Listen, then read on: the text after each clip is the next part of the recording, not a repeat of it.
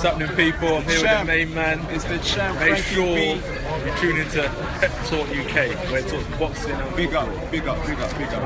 Thank you, AJ.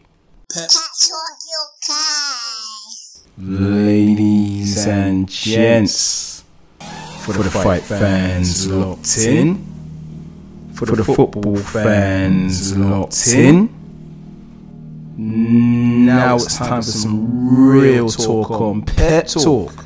Let's go! Oi oi! Welcome to the Pep Talk UK Sports Podcast, the podcast that talks the major boxing and football news from around the globe, real points of view from a real panel. Hashtag real talk on Pep Talk. Please subscribe to Pep Talk UK on iTunes and YouTube. Now, I'm your host, Frankie B, aka Pro Bees. Now, first up, I'd like to introduce the man from the native Paris, but is living currently in the UK. It's Pascal. How you doing, bro? Frankie B, je vais très bien. I'm very well. Thank you very much. And another edition of Pep Talk UK. You know, we seem to be going from strength to strength. Yeah, we just got to put the work in. But breaking this week is Unai Emery as Gunner's boss, the former PSG and was it Sevilla manager? Oui, yeah, again a case of sloppy seconds, you know, because PSG, you know, they got rid of him because, you know, it was an abysmal campaign in the Champions League for Paris Saint-Germain. They've now got Tuchel, and Emery essentially got the sack, and Arsenal are there to pick up the scraps. So, I mean, I'm not quite sure what to make of it. You know, it's a bit like going into the skip, mate, and then, you know, finding some coins, mate. Yes, it's a bit like that, you know. I mean, I don't take anything away from Emery. He's a good manager. I think he led Sevilla to three consecutive Europa League cups, you know. So he has some good attractiveness of football. He also knows how to deal with good players, big players. You know, the Paris Saint-Germain squad has got a lot of big personalities. In terms of what he can bring to Arsenal, I think I'd like to think that the football will remain attacking. But, you know, if you remember the abysmal results that Paris Saint-Germain conceded against Barcelona in the Champions League, you know, if Arsenal are going to be defended like that, then we're in bigger trouble than when we had Arsene Wenger. So, look, you know, we have to support the new manager. If Emery comes to the Emirates, I will support him and I'll give him the chance that he needs, you know, and we certainly want to see a manager that can take the club to another level. I would have preferred, you know, a more seasoned manager like Allegri, you know, even Ancelotti. Or even, yes, you know, even as a mid-term replacement. But, you know, we need winners. We need people that know how to win. We need people that are not afraid to tell the players what to do. And I'm just concerned that Emery may not be that person. But look, let's give him a chance, and at least it's better than Arteta. Yes, and that really was a saving grace, mate. You know, because I was about to jump off a cliff before Arteta was appointed. Right, now Pascal, do you want to shout your social media? Yes, of course. My social media is Pascal_de_sad at Twitter and Instagram. Merci. Cracking stuff. Now finally, I'd like to introduce for the first time a man that is the Southern Area Featherweight Champion. It's Jamie Speight. How you doing, mate? How you doing, mate? All good, thank you. How are you, boys? We're doing well, mate. Now, welcome on the show for the first time. Thank you very much. Have you got any upcoming fight dates due? Yes, I'm fighting Friday, actually. Oh, wow. I'm fighting this Friday. Perfect timing to get you on the show, then.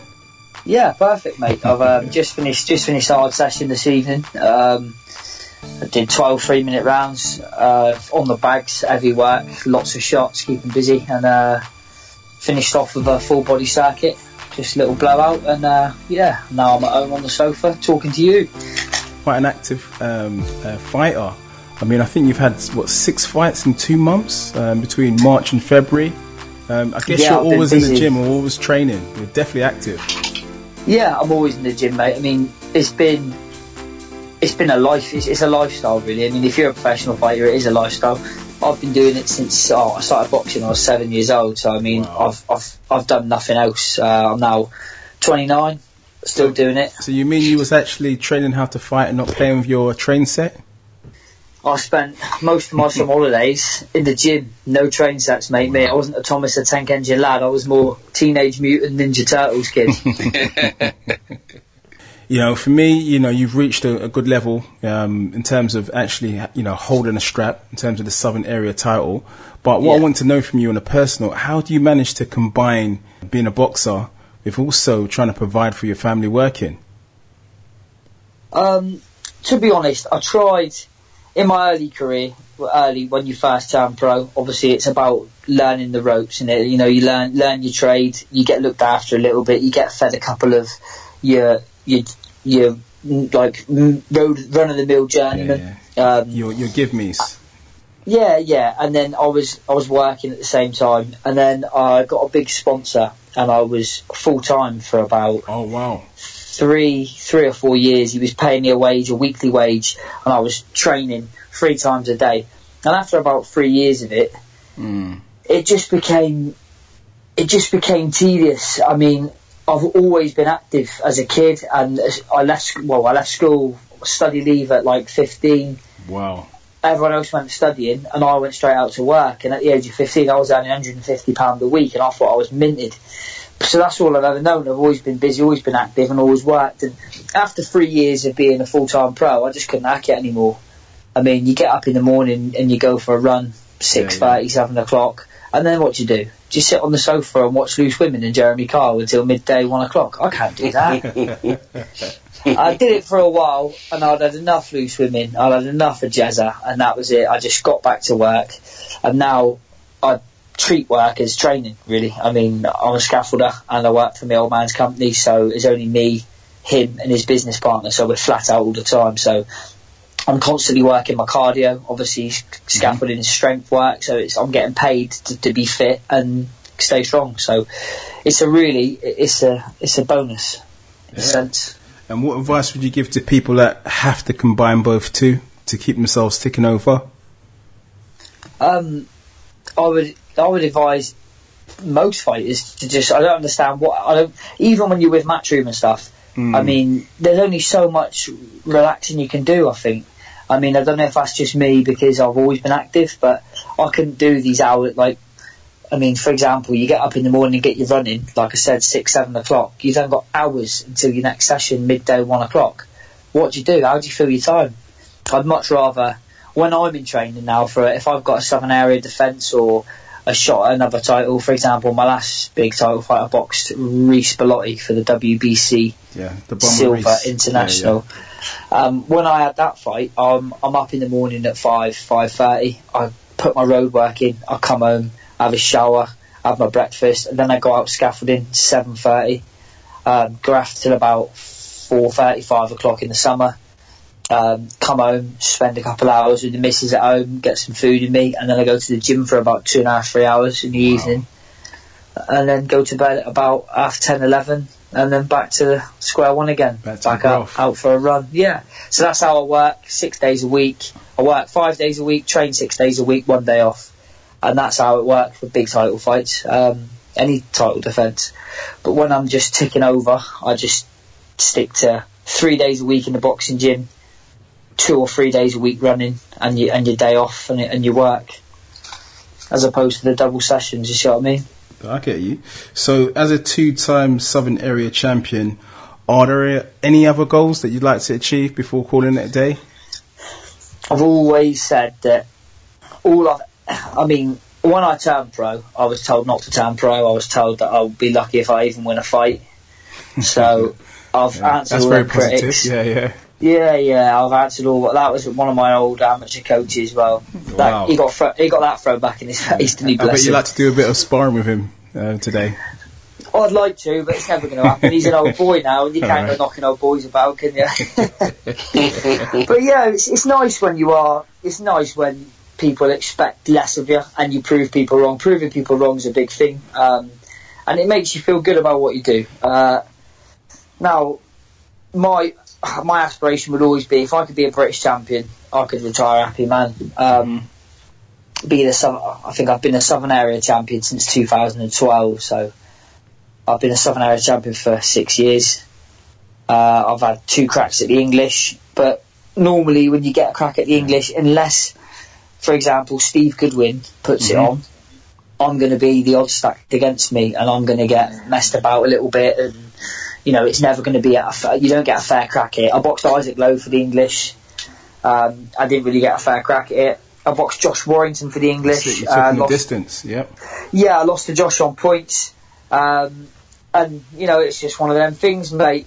The better man won, and against Isaac, I think I got stopped in the 9th, but, I mean, it was in my opinion, it wasn't a fair stoppage. It was ridiculous. Premature. Yeah, it was premature, mate. I mean, everybody in the game knows I'm tough as old boots. You're going to have to hit me with a sledgehammer to get rid of me, really. Isaac Lowe for a 4-punch combination. One shot got through, and it was a good shot. And my legs dipped a little bit, but I was tucked up, my defence was high, hands were up. He put the pressure on, and I was like ducking and rolling and weaving, trying to get out, and the referee stopped it. And in my opinion, I mean, they say that if you're not intelligently defending yourself, you should be stopped. Now, to me, hands high, bobbing and weaving is intelligent defence. So I don't know what they were watching, but it's one of them. You can't argue once they make a decision, so I just took it on the chin, and you move on, don't you? You move forward. That's right. And who are you fighting this weekend?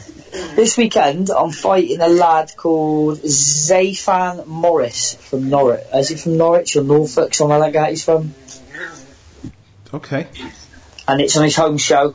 He's trained by Graham Everett, same as the Walsh brothers. They've got a good little stable. I think it's a Mervyn Turner show.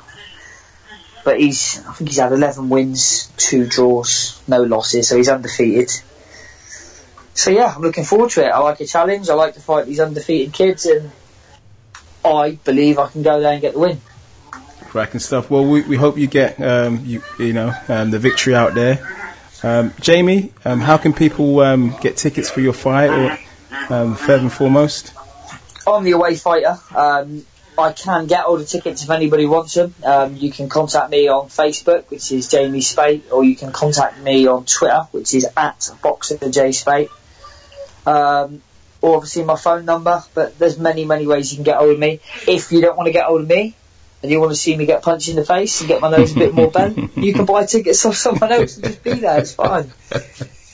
Yeah, I'm sure you're going to be alright, Jamie. Bobbing and weaving. I'll be fine, mate. Yeah, it's only a 4-rounder. Do you know what I mean? And I've been in a couple of 4-rounders of late, but up until middle of last year, I've been doing back-to-back. I think I had 12 or 13 back-to-back 10-round title fights, one on the spin, wow. So the distance is not a problem for me. I'm always super fit. Cracking stuff. Well, we wish you all the best again. All right, guys, we're going to get into the boxing now. Badou Jack versus Adonis Stevenson in Toronto ended in the draw, which many think was a fair result. Now, Pascal, I watched the fight myself. I actually thought a draw was a fair reflection. I thought first half of the fight, Adonis Stevenson was dominant. And the second half of the fight, I thought Badou Jack came into his own and really finished quite strongly. Yes, I agree completely. I think that, we both agreed that it would take some work for Badou Jack to be able to wrestle that belt away from Adonis Stevenson, because as I told you before, XAVIER, I believe that Adonis is underrated, and even at 40 he's still quite a dangerous light heavyweight champion, and I think that Badou Jack and his team, they knew that, when they went into the fight. Badou was quite tentative in the first few rounds. He was very defensive. He was very defensive. He was aware that the right hand was actually very effective, and he also probably gave, Stevenson maybe 4 to 5 rounds so that he could try and take the most, the rest of the fight.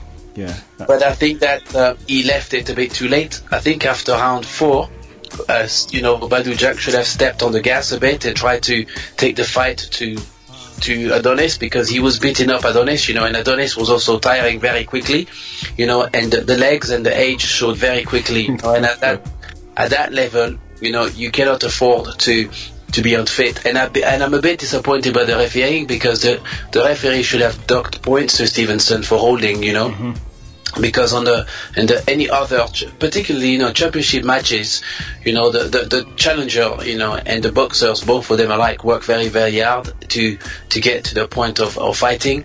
And this fight, these are $1 million purses, these are futures, can potentially be made or broken, and the referees have a very big decisions to make. And if a fighter like Adonis Stevenson, a veteran fighter, showing fatigue and is holding, excessively, I feel that the referee should first and foremost warn the boxer in question and also deduct points, because I felt that Jack could have nicked it, but perhaps also, in fairness, boxing, you want to be able to take the belt from the champion in a convincing way.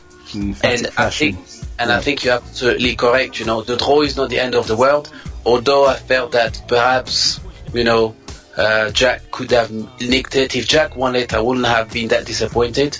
But I think that the draw is a fair result. Jamie, how did you see the fight between the two? Did you think that Badou Jack was a bit too cautious, which kind of cost him in the later rounds in terms of the decision?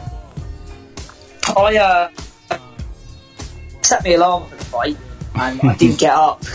Wise choice. It was a boring fight, mate. Yeah. But what I did do is I've caught a couple of highlights of it, and I've read reports and stuff like that. And when the fight was made, at first, before I even consider age or anything, I went, "Wow, Badou Jack's going to get put to sleep." Because I remember when Tony Bellew boxed Adonis Stevenson, and Bellew's a tough customer. He's a fit lad. He works very, very hard, and he's very underappreciated for his ability as a fighter. And when I heard the fight was made, I thought straight away he's going to stop him. But then when I looked into it a little bit, he's 40 now. 40's it's an age in boxing. 40's an age. But then he's had easy fights, or easy-ish fights. Yeah, and he stopped a lot of people. Yeah. But then you look on the other hand, the last thing a fighter loses is his power. He always carries power, so that was always going to be an issue. So I wasn't surprised that it went long, because I knew that Badou Jack would have to be a bit sensible in the early rounds and try and drag a little bit out of Adonis in order to get in and take him out of his comfort zone. See what I mean? Do you think this defensive style of Badou Jack is going to hold him back in terms of being a success at light heavyweight? I don't think that's always his style. I think that he adapts, as all good fighters should do. You should adapt your style to what's in front of you. Yeah, you should be, and that's what makes the best fighters, the fighters that can adapt on the job. You can just switch it up as and when it's needed. If you're a one-trick pony and you can only do one thing, you're always going to come unstuck at some point. You should be able to adapt to whatever is put in front of you, and I feel that that's exactly what he did at the weekend. He knew that he had a dangerous puncher in front of him, plus the fact that he's moved up in weight. It's only his second fight of the way. It's a risky fight. So I just think that he adapted well. He took his time. He took a little bit out of Adonis, but before stepping on the gas himself. And I do feel that what I've seen, he could have stepped on a little bit more in the later rounds. Yeah. And that could have maybe sealed it for him. I've seen a lot of people saying that they still think Badou Jack deserved the win. I haven't watched it. I haven't watched every round. Yeah. So I can't comment. But what I have seen is I've seen that he put a bit on in the later rounds, but not enough. I feel that he could have done more. Do you know what I mean? I feel like he was holding something back, or he was still a little bit cautious and a little bit weary of that left hand of Adonis Stevenson. Jamie, just staying with you, there was another fight last weekend gone. And a man that you went the distance with, Josh Warrington. He's done it. He did it for his people. Did it for his hometown. The Warrior, Josh. Yeah, he did. He, I have to be honest, and I know Josh very well. I was training up there after I boxed him. I boxed him on the 22nd of March 2013 in Leeds Town Hall for the English title, and I lost on points. Afterwards, I had problems with my coach. My coach didn't turn up, and I basically had to have my manager in the corner, who I hadn't seen for 12 weeks. Game plan went out the window and whatnot.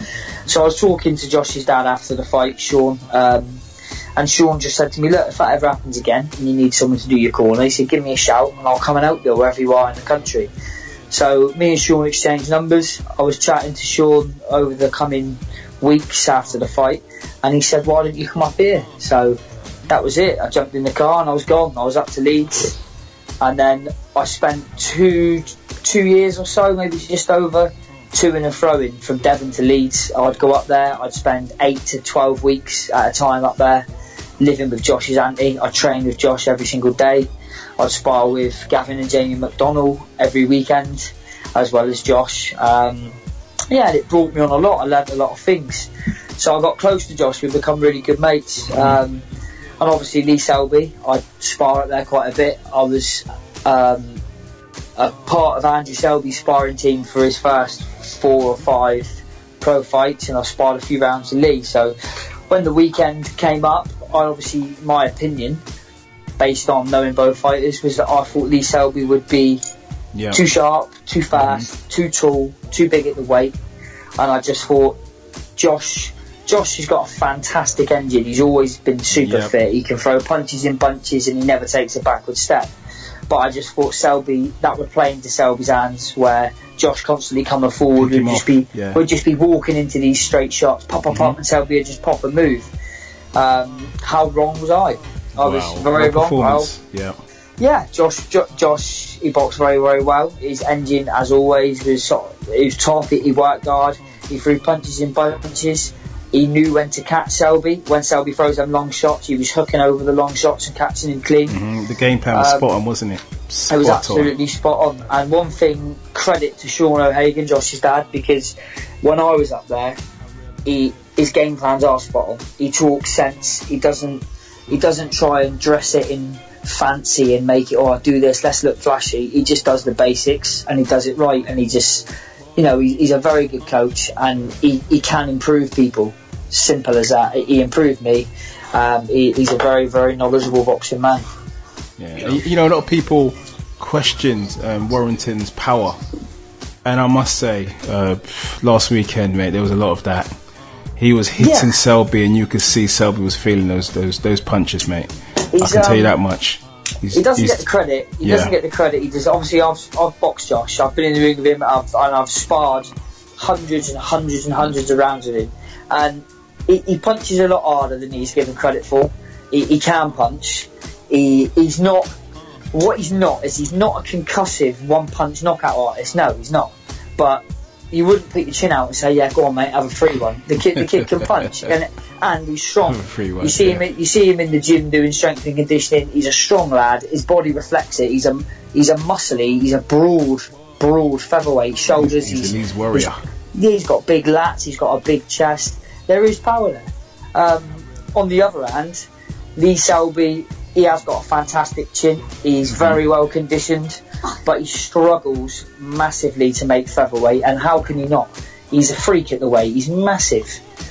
He's a very big, tall featherweight, and I like that he's a lovely kid.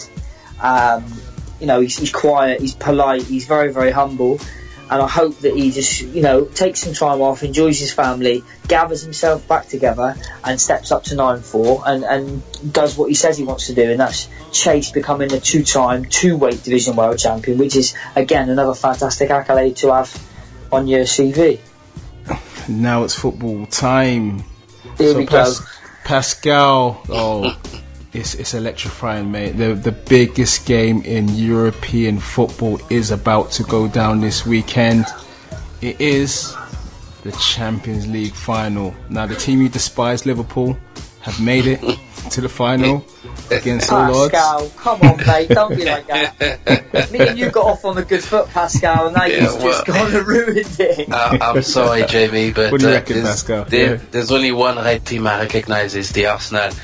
I mean, look, it's going to be a fantastic game of football. Now, as you know, Frankie B, being I am French, I want Karim Benzema and Zinedine Zidane to win the Champions League, for another time.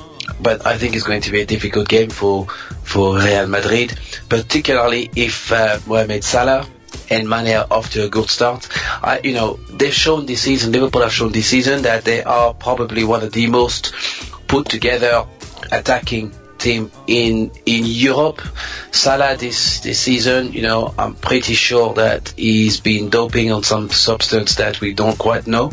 You know, I'm not sure. I'm not sure whether it's water from the River Nile, mate. It's just unbelievable. You know, the way that this player has been playing football, it makes you wonder what Mourinho was doing with him when he was at Chelsea, because he's a phenomenon. He's a one-man army, and he's done so well, you know. And you know, you forget that Liverpool had Coutinho. You forget that they had, you know, all these other players before he arrived, you know. And if he can play the way that he's played in the EPL this season, Real Madrid are in serious trouble.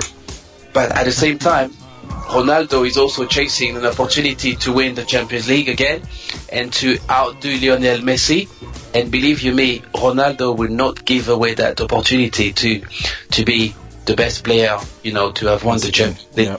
You know, and he wants to be that immortalized as the greatest player ever, you know. And I think that those two, for me, the game will be won between those two players, the Ronaldo and Mohamed Salah. They are the key players. Yeah. Whoever defends the better in this game will win the game.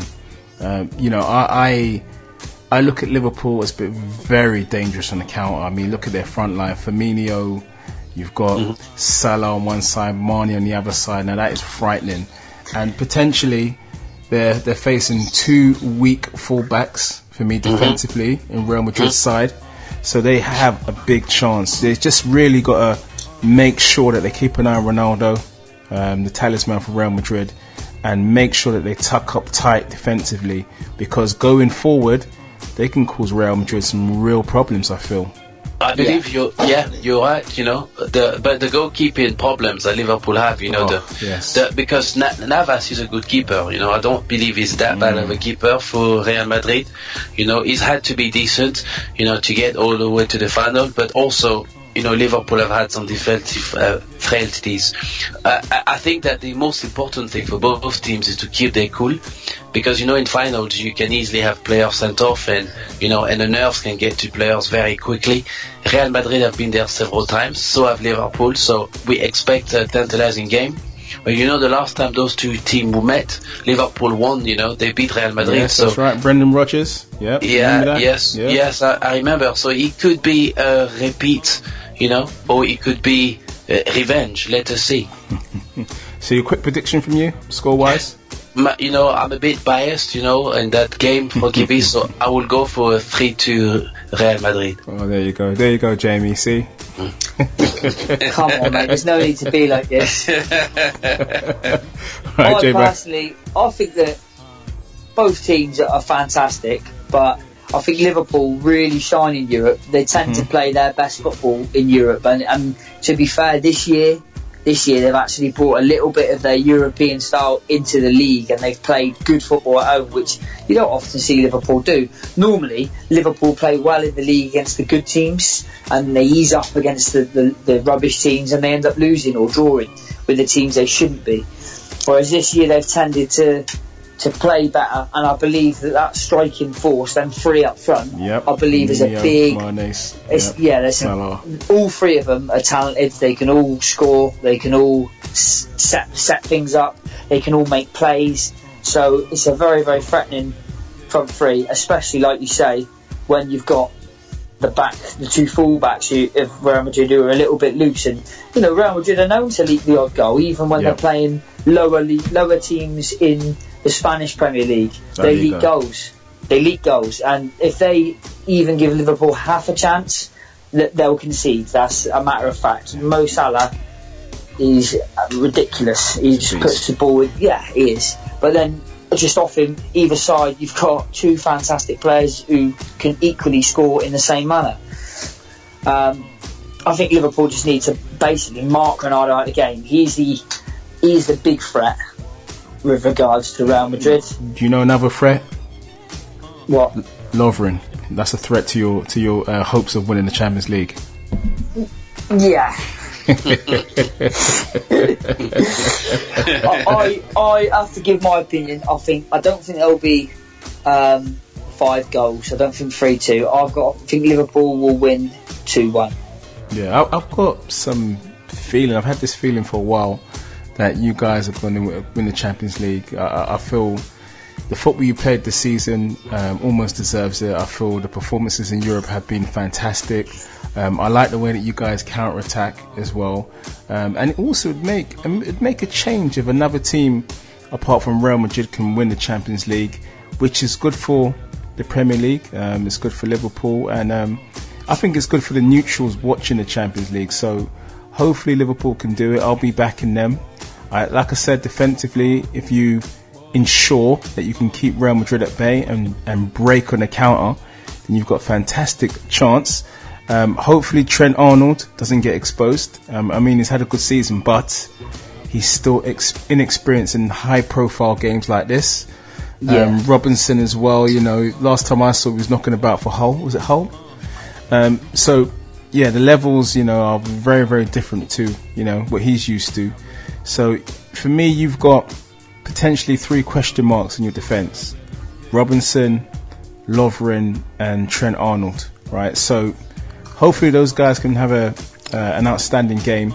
But Real Madrid also have suspects in their defence, especially at fullback. So either way, I think with the Real Madrid fans and the Liverpool fans, it is going to be absolutely lit. It's going to be electrifying, mate. I can't wait. I'm going for a Liverpool win. 2-0. I'm going Liverpool 2-1. That's what I think.